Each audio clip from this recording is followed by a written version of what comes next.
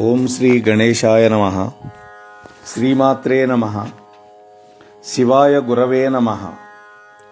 నారాయణం నమస్కృత్య నరం చైవ నరోత్తమం దేవీం సరస్వతీం వ్యాసం తతో జయముదీరయేత్. నమః శివాభ్యాం నవయవ్వనాభ్యాం పరస్పరాశ్లిష్టవపుర్ధరాభ్యాం నగేంద్రకన్యా వృషకేతనాభ్యాం నమో నమః శంకర పార్వతీభ్యాం. శ్రీ గురుభ్యో నమః.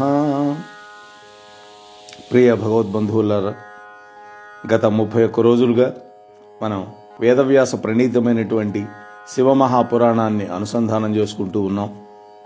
పరమేశ్వరుడి యొక్క అవ్యాజమైనటువంటి కరుణా కటాక్షాలతోటి నిన్నటి రోజున మనం శ్రీకృష్ణుడికి ఉపమన్యు మహర్షికి జరిగినటువంటి సంవాదం, అలాగే కృష్ణుడికి శివపార్వతులు ఇచ్చినటువంటి వరాలు, అలాగే పుణ్యము పాపకృత్యాలు వాటి యొక్క నిరూపణ, తపస్సు యొక్క మహిమ, పురాణము యొక్క మహిమ, దానము ధర్మము ఈ రెండింటి యొక్క విచారణ,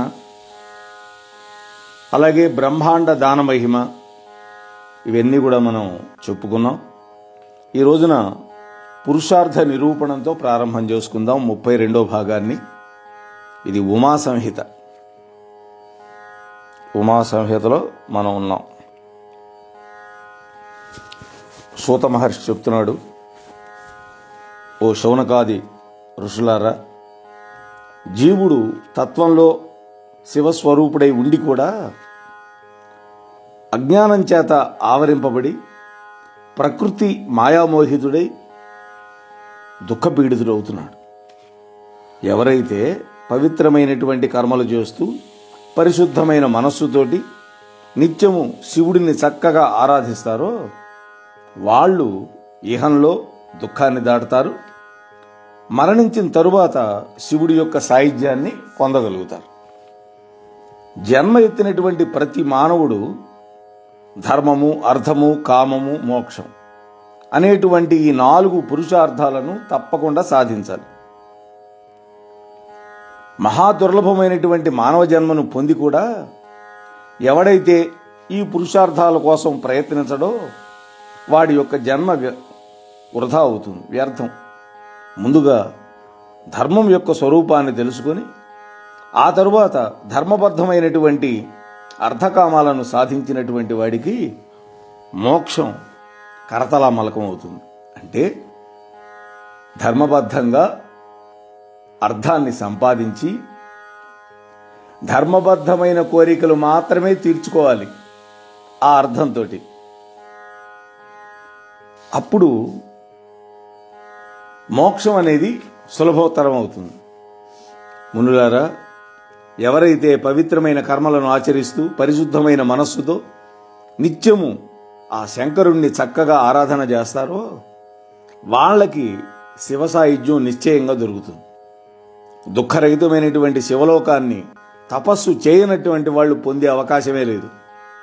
సకల దేవతా సమూహాలు, ఋషులు మరియు మహర్షులు తపస్సు యొక్క ప్రభావం వల్లనే స్వర్గాది ఉత్తమ లోకాలను పొంది ఉన్నారు. ఇది ప్రత్యక్షం మరియు సత్యం కూడా. సర్వమును తపస్సు వల్ల సాధించవచ్చు. త్రిమూర్తులు, దేవీమూర్తులు అందరూ కూడా నిత్యము తపస్సునందు ఉన్నవాళ్లే దుర్లభమైనటువంటి ఫలాన్ని పొందారు. ఆ తపస్సు 3 విధాలుగా ఉంటుంది. మొదటిది సాత్విక తపస్సు, రెండోది రాజస తపస్సు, మూడోది తామసిక తపస్సు. దేవతలు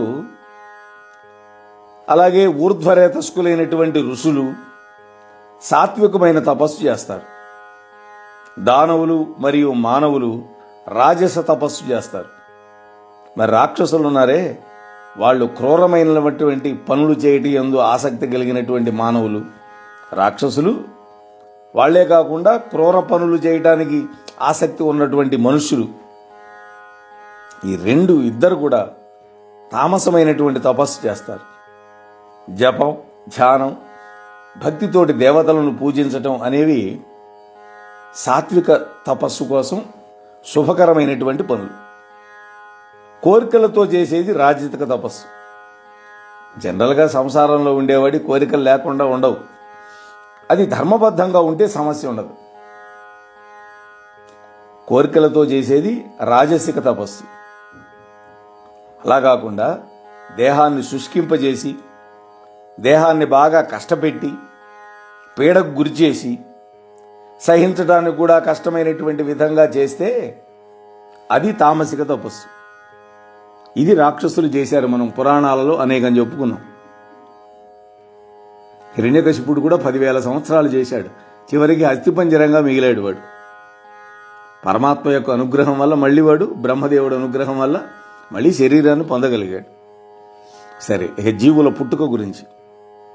మునులారా, మీకు ఇప్పుడు జీవుల యొక్క పుట్టుక క్రమాన్ని సంగ్రహంగా చెబుతాను, వినండి. దీని శ్రవణం వల్ల వైరాగ్యం కలుగుతుంది. తద్వారా సంసారం మీద విరక్తి కలుగుతుంది. విరక్తి కలిగినటువంటి మరుక్షణంలో జన్మరాహిత్యానికి ఉపాయాన్ని అన్వేషిస్తాడు మనిషి. అటువంటి పునరావృత్తి రహితమైనటువంటి స్థితినే మోక్షం అంటాం. మనం తినే ఆహారం జీర్ణమైన తర్వాత 2 విధాలుగా విడిపోతుంది. అందులో సారభూతమైనటువంటి అన్నం యొక్క రసం దేహంలో ప్రసరించి శరీరానికి పుష్టిని ఇస్తుంది. ఆ తరువాత మాలిన్యం ఉందే, అది విసర్జించబడుతుంది మలం రూపంలో. చెవులు, కళ్ళు, ముక్కు, నాలుక, దంతాలు, జననేంద్రియం, విసర్జనేంద్రియం, గోళ్ళు, శరీరం, ఇవన్నీ కూడా మనలో మాలిన్యం ఉండేటువంటి స్థానాలు, అంటే మలినాలు ఉండేటువంటి స్థలాలు ఇవన్నీ. చెవుల్లో గులిమి ఉంటుంది, కళ్ళల్లో పుసి ఉంటుంది, గొంతులో కఫం ఉంటుంది, శరీరం అంతా చర్మం మీద చెమట పడుతుంది. మలము, మూత్రం, ఇవన్నీ కూడా 12 రకాలుగా ఉంటాయి. 12 రకాలు ఈ మాలిన్యాలు. నాడులన్నీ అన్ని వైపుల నుండి హృదయ పద్మానికి కలపబడి ఉంటాయి. నాడులన్నీ కూడా గుండెకి కనెక్ట్ అయి ఉంటాయి. మన శరీరంలో ఉండే ప్రాణశక్తి సూక్ష్మమైనటువంటి అన్నరసాన్ని శరీరంలో ఉండే నాడుల యొక్క ముఖస్థానాల్లో స్థాపిస్తుంది. అంతేకాకుండా ప్రాణశక్తి ఆ నాడులని అన్నరసంతో నింపుతుంది. అదే అన్నరసమే రక్తంగా మారుతుంది. ఈ విధంగా అన్నం యొక్క రసం దేహమంతా ప్రసరిస్తుంది. ఆ తరువాత నాడుల మధ్య ఉన్నటువంటి అన్నరసాన్ని శరీరం జీర్ణం చేసుకొని తనలో కలిపేసుకుంటుంది. అదే ఆ చిన్న ప్రేగుల్లో ఉండేటువంటి ఆంత్ర చూషికాలు అని ఉంటాయి. అవి పీల్చుకుంటాయి అన్నమాట. పీల్చుకొని రక్తంలో కలుగుతాయి. ఈ జీర్ణ ప్రక్రియ లేదా పచనం 2 విధాలుగా జరుగుతుంది. ముందుగా శరీరం చుట్టూ చర్మం నిర్మాణమైనటువంటి తర్వాత రక్తం పుడుతుంది. ముందు చర్మం ఏర్పడుతుంది. ఆ తర్వాత శరీరంలో ఉండే రక్తం పుడుతుంది. రక్తం నుండి రోమాలు పుడతాయి, మాంసం పుడుతుంది. మాంసం నుండి శిరస్సు మీద ఉండేటువంటి వెంట్రుకలు, కండరాలు పుడతాయి. కండరాల నుండి ఎముకలు, ఎముకల నుండి గోళ్ళు, అలాగే ఎముకల మధ్య ఉండేటువంటి మజ్జ కూడా పుడుతుంది. అన్నరసం ఈ పరిణామ క్రమంలో ఈ మజ్జ నుండే శుక్రం ఉద్భవిస్తుంది. ఆ శుక్రమే మనం వీర్యం అంటాం. అది సంతాన హేతు అవుతుంది. ఈ విధంగా 12 రూపాలుగా పరిణమిస్తుంది ఈ అన్నం. అన్నం నుండి శుక్రం, శుక్రం నుండి మరొక చేతస్సు ఉండేటువంటి దేహం, అంటే మరొక శరీరం పుడుతుంది, సంతానం పుడుతుంది మనకి. దోషరహితమైనటువంటి ఆ శుక్రం ఋతుకాలంలో స్త్రీల యొక్క జననేంద్రియంలో నిక్షిప్తమై అక్కడ ప్రాణశక్తితో కూడినటువంటి దోషరహితమైనటువంటి ఆ స్త్రీ యొక్క రక్తంతో ఐక్యమవుతుంది. అజ్ఞానంలో ఆవృతుడైనటువంటి జీవుడు పూర్వకర్మల వల్ల నియంత్రింపబడి స్త్రీ యొక్క యోనియందు శుక్రాన్ని నిక్షేపించే సమయంలో సూక్ష్మ రూపంలో స్త్రీ యొక్క గర్భంలో ప్రవేశిస్తాడు తానే. అందుకనే కొడుగ్గా పుట్టినటువంటి వాడిని ఏమంటారు? ఆత్మావై పుత్రనామాసి అని శాస్త్రం చెబుతోంది. తానే పుత్రుడిగా పుడతాడని. ఆ విధంగా స్త్రీ పురుషుల యొక్క శోణితం, శుక్రం ఈ 2 కలిసి గర్భాశయము అనేటువంటి ఒక స్థానంలో ఒకరోజు సమయంలో పిండ రూపాన్ని ధరిస్తుంది.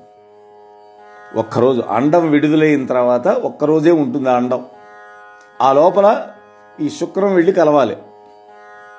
అప్పుడు ఇది పిండంగా తయారవుతుంది. 5 రోజుల్లో ఆ పిండం బుడగాకారాన్ని పొందుతుంది. ఆ బుడగ 7 రోజుల్లో మాంసపేశంగా మారుతుంది. ఆ మాంసపు ముద్దలో 2 మాసాల లోపల మెడ, తల, భుజాలు, వెన్నెముక, పొట్ట, చేతులు, కాళ్ళు, పక్క భాగాలు, నడుము, ఇలా ఒక పరిపూర్ణమైనటువంటి శరీరం పుట్టడానికి అవసరమైనటువంటి సంస్థానం అంతా కూడా ఏర్పాటవుతుంది. 3 మాసాల్లో కీళ్లు పుడతాయి, ఎముకల మధ్య కీళ్లు. 4 మాసాల్లో వేళ్లు పుడతాయి చేతులకి, కాళ్ళకి. 5 మాసాల్లో క్రమంగా నోరు, ముక్కు, చెవులు ఏర్పాటవుతాయి. 6 మాసాల లోపులో పళ్ళ వరుస, జననేంద్రియం, గోళ్ళు మరియు లోపలి చెవిలి యొక్క రంధ్రం ఇవన్నీ ఏర్పాటవుతాయి. 7 మాసాలలో విసర్జనేంద్రియం ఏర్పడుతుంది, మూత్రాశయం ఏర్పడుతుంది, జననేంద్రియం ఏర్పడుతుంది. నాభి మరియు శరీర అవయవాల యందలి కీళ్లు నిర్మాణమై ఆ శిశువు సర్వ అవయవ పరిపూర్ణుడై ఆ తల్లి గర్భంలో మావి అనేటువంటి ఒక పొరచేత కప్పబడి ఉంటాడు. దాన్నే జరాయువు అంటారు. ఆ శిశువు తల్లి తీసుకునేటువంటి 6 రుచులతో కూడినటువంటి ఆహారాన్ని నాభి యొక్క నాళం ద్వారా స్వీకరిస్తాడు. ఎందుకని నోటి ద్వారా ఆహారం స్వీకరించడు. కేవలం నాభికి తల్లికి కనెక్షన్ ఉంటుందన్నమాట తల్లి గర్భంలో. ఆ విధంగా దినదిన ప్రవర్ధమానుడై ఉంటాడు. రోజు రోజు పెరుగుతాడు. అంగాలు, ప్రత్యంగాలు మొత్తం పరిపూర్ణుడైనటువంటి ఆ జీవుడు స్మృతి జ్ఞానాన్ని కలిగి ఉంటాడు. వాడికి కూడా ఒక జ్ఞాపకం ఉంటుంది. ఆ జ్ఞానం వల్ల పూర్వజన్మలో తాను అనుభవించినటువంటి సుఖదుఖాలు, చేసినటువంటి పుణ్యపాప కర్మలు ఇవన్నీ కూడా ఆ జీవుడికి కలలోలాగా కనిపిస్తూ ఉంటాయి. అప్పుడు ఆ జీవుడు మనస్సులో అనుకుంటాడు ఈ విధంగా, అయ్యో నేను గత జన్మలో అనేక లక్ష జన్మలు ఎత్తాను, నేను గతంలో అనేక లక్షల జన్మలు ఎత్తాను, పుట్టిన ప్రతిసారి చచ్చాను, మరణించిన ప్రతిసారి మళ్ళీ జన్మిస్తూనే ఉన్నాను. ఈ జన్మలో పుట్టిన వెంటనే తిరిగి జన్మలేని విధంగా మోక్షం కోసం తప్పకుండా ప్రయత్నిస్తాను అనుకుంటాడు. నేను ఈ గర్భవాస నరకం నుండి బయటపడగానే సంసార బంధం నుండి విముక్తిని కలిగించే శివజ్ఞానాన్ని అన్వేషిస్తాను అని ఆలోచిస్తూ ఉంటాడు గర్భంలో ఉన్నప్పుడు. మునులారా, గర్భవాసంలో ఉండే క్లేశాన్ని గురించి చెబుతాను వినండి.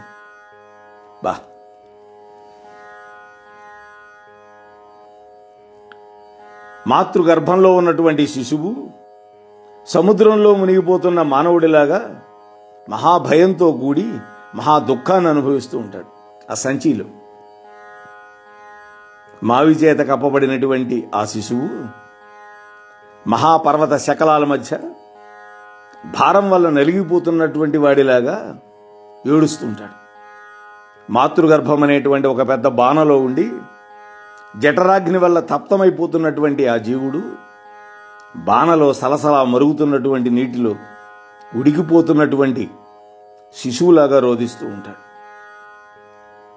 ఎర్రగా కాల్చినటువంటి సూదులతో నిరంతరంగా పొడిచినప్పుడు ఎటువంటి దుఃఖం కలుగుతుందో గర్భంలో ఉన్న జీవుడు అంతకంటే మహా దుఃఖాన్ని అనుభవిస్తుంటాడు. ప్రాణులకు గర్భవాస దుఃఖాన్ని మించినటువంటి ఘోరం లేదు. అతి సంకటమైనటువంటి పెద్ద దుఃఖం ఇంకోటి లేదు. ఈ దుఃఖం 7వ నెల నిండగానే మొదలవుతుంది. అప్పటిదాకా వాడికి ఏం తెలియదు. 8, 9 ఈ 2 నెలలు ఉండాలిగా కడుపులో. అందువలనే ధర్మాత్మలైనటువంటి జీవులు 7 నెలలు నిండగానే గర్భవాస క్లేశాన్ని చవి చూడకుండా జన్మిస్తారని పెద్దలు అంటారు. బాబా బాబా, ఎంత అద్భుతమైన విషయం ప్రతిపాదన. ధర్మాత్ములు నెల తక్కువ పుట్టాడరా అంటాం, మనం ఎగతాళి చేస్తాం. కానీ వాళ్ళు గర్భవాస క్లేశాన్ని అనుభవించకుండా పుడతారు. వాళ్ళు పూర్వజన్మలో పుణ్యం చేసుకుంటేనే అలాంటి జన్మ. మునులారా, గర్భవాస క్లేశాన్ని మించినటువంటి మహాక్లేశాన్ని, దుఃఖాన్ని ప్రసవ సమయంలో అనుభవిస్తాడు జీవుడు. బయటికి రావడానికి మార్గం చిన్నదిగా ఉంటుంది.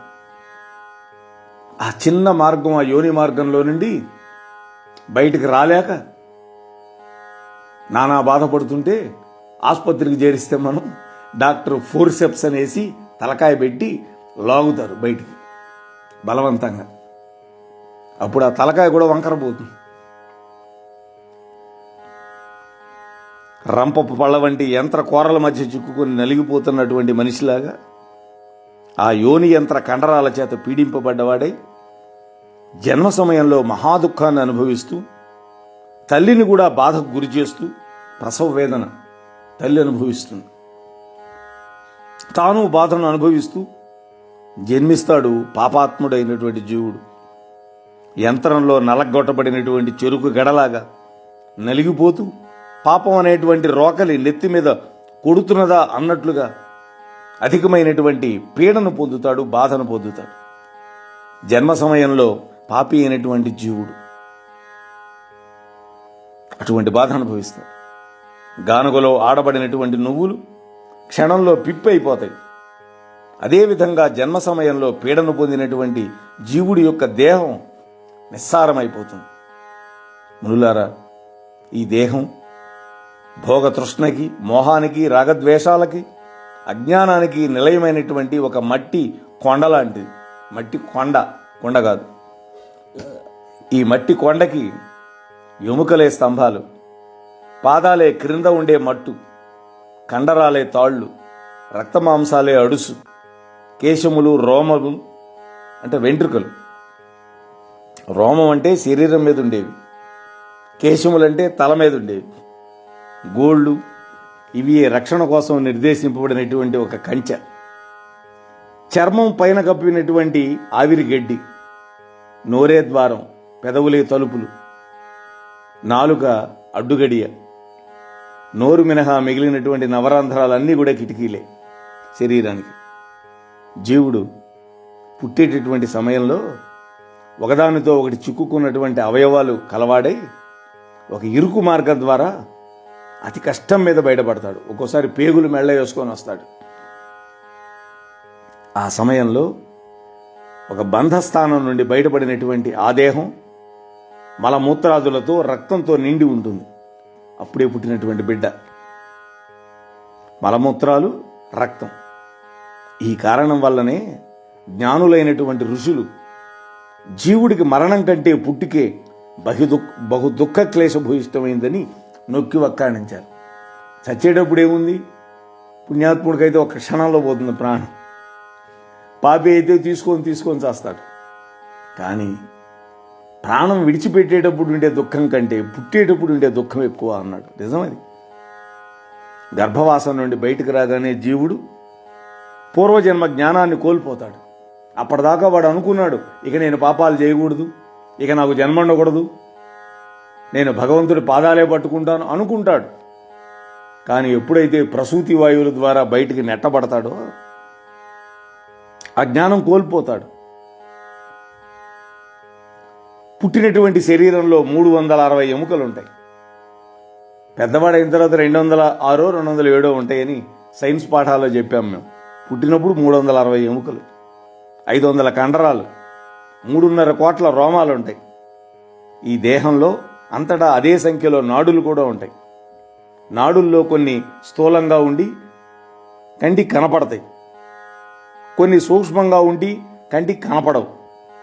దేహం లోపల స్రవించే మాలిన్యాలు చెమట రూపంలో బయటకు వస్తాయి. దీనికి, ఈ శరీరానికి 32 పళ్ళు, 20 గోళ్ళు ఉన్నాయి. అంతేగా 10 చేతులకు 10 ఏళ్ళు, కాళ్ళకు 10 ఏళ్ళు, 20. ఎక్కడో కొంతమందికి 6వ వేలు కూడా ఉంటుంది, అది వేరే విషయం. దేహంలో పిత్తం యొక్క పరిమాణం గనక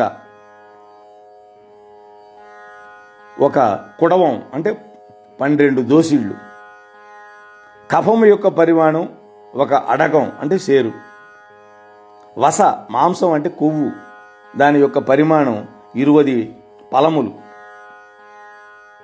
కుంకుమ రంగు గల ఘనపదార్థం 10 ఫలాలని చెప్పబడింది. క్రొవ్వు పదార్థం యొక్క పరిమాణం 15.5 ఫలాలు ఉంటుంది. శుద్ధ రక్తం 3 ఫలాలు, శుక్రం అర్ధకుడం అంటే 6 దోసిళ్ళు అని విజ్ఞులైన వాళ్ళు చెప్పారు. ప్రాణుల యొక్క దేహశక్తి మరియు ప్రజనన సామర్థ్యం శుక్రధాతువు మీద ఆధారపడి ఉంటుంది.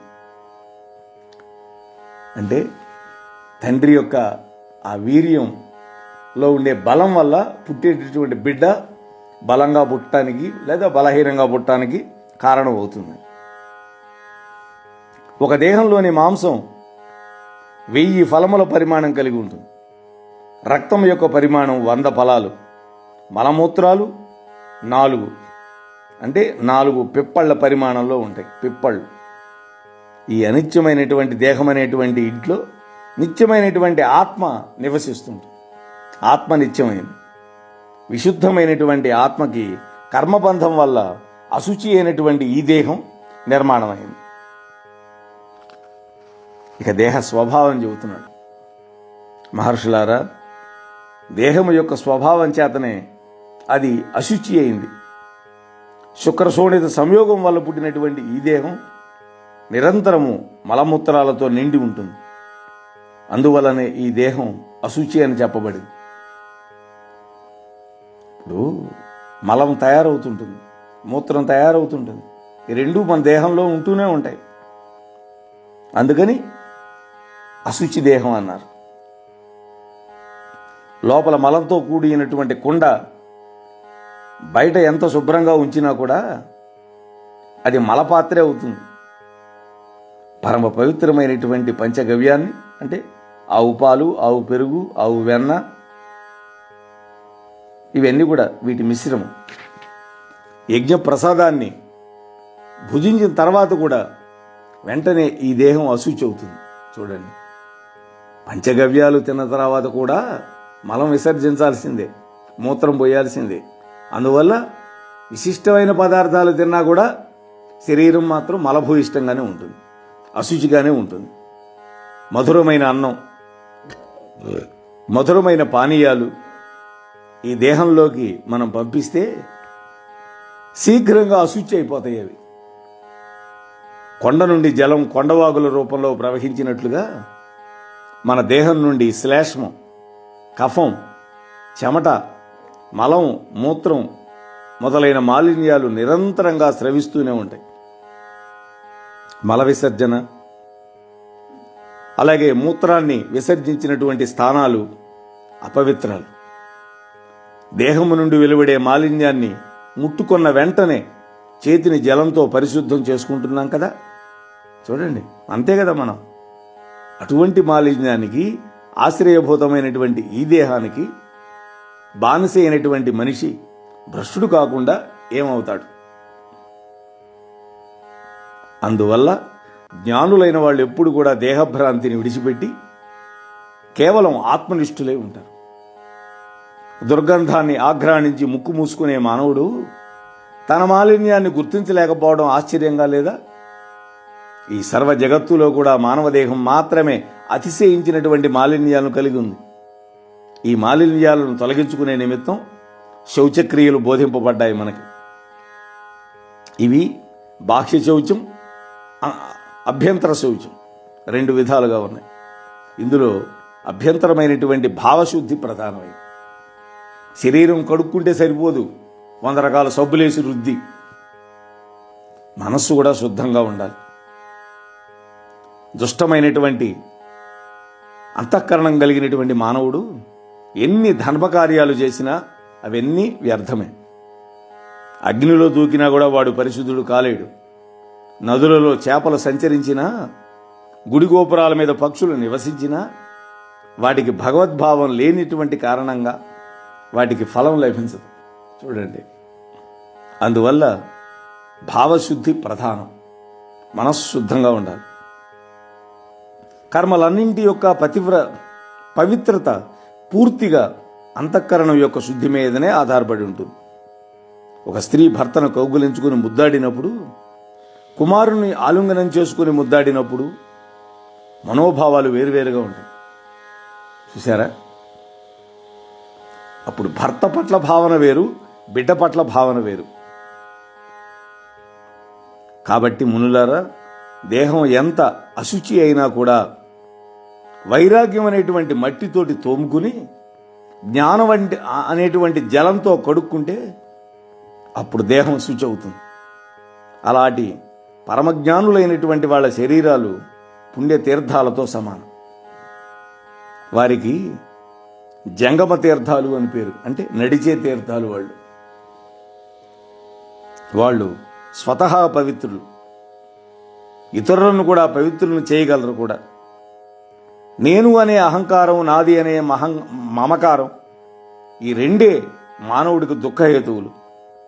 ఈ అహంకార మమకారాలను కనుక జయించగలిగితే వాళ్ళు జ్ఞానులవుతారు. జీవుడు గర్భస్థుడై ఉండగా కొంత వివేకాన్ని కలిగి ఉంటాడని మనం చెప్పుకున్నాం. కానీ గర్భం నుండి బయటికి రాగానే ఆ వివేకాన్ని కోల్పోతాడు. భయంకరమైన మోహంలో చిక్కుబడిపోతాడు. అలా మోహంలో చిక్కుకుని ఆత్మస్వరూప వివేకాన్ని, శివతత్వాన్ని తెలుసుకోలేక కర్తవ్యాన్ని విడిచిపెట్టి కర్మబంధంలో చిక్కుకొని తిరిగి చావు పుట్టుకల యొక్క చక్రభ్రమణంలో భరిస్తూ ఉంటాడు, పరిభ్రమిస్తూ ఉంటాడు, తిరుగుతూ ఉంటాడు. మానవుడికి స్వర్గము, మోక్షం ఈ రెండింటినీ సంపాదించి పెట్టే గొప్పది, దివ్యమైనదైనటువంటి జ్ఞానాన్ని సాక్షాత్తు పరమశివుడే ఈ శివ మహాపురాణ రూపంలో మనకు అందించాడు. ఈ శివజ్ఞానం మనకి ఉపలభ్యంగా ఉన్నా కూడా ఆత్మశ్రేయస్సు కోసం ప్రయత్నించకపోవడం అవివేకం కదా. మానవ జీవితంలో నిజానికి సుఖం అనేది కళ్ళ, సుఖం అనేది భ్రాంతి మాత్రమే. ఎందుకని? కోరికలే మనల్ని పట్టి పీడిస్తుంటాయి. ఆ కోరికలు తీరటం అనేది ఉండదు. ఒక కోరిక తీరితే ఇంకో కోరిక పుడుతుంటుంది.